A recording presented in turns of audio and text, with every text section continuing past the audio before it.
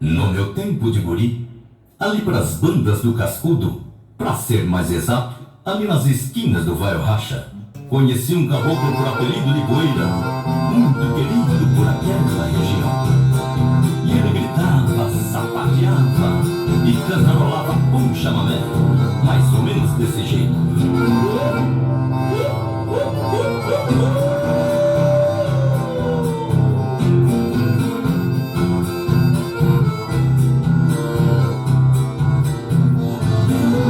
Menina, casa comigo que eu sou. Ô, pessoal, aqui é o Geraldo Cavalcante.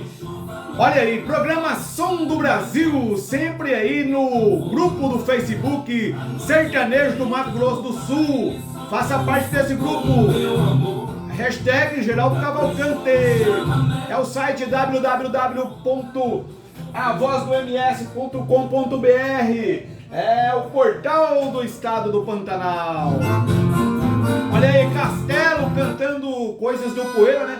Ô, nosso amigo Marlon Maciel, Canto da Terra, só ele chamamé. Só ele chamamé. Pessoal, tamo junto aí, tá bom? Nossos endereços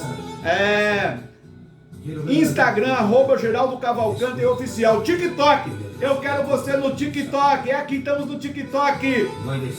@Geraldo Cavalcante 01. E o nosso canal no YouTube. Nosso canal no YouTube é Geraldo Cavalcante Oficial no YouTube. Olha aí, Campo Grande é longe? É, não. Eu moro aqui. Forte abraço, Geraldo Cavalcante no rádio também, sempre juntos aí, olha. TikTok, siga a gente lá, tá bom? @Geraldo Cavalcante 01. Falta muito, Samara. Pode falar aí alto, filha. Tá valendo. 5. Falta 5 segundos? 2 minutos e 5 já foi. 2 minutos e 5. Aê, povo bom. Cleide Mara. É o verso do chamamé. E vamos encerrando. Fiquem todos com Deus. Um abraço de Geraldo Cavalcante. Só um momentinho, olha. Garça Branca do Pantanal. Tchau.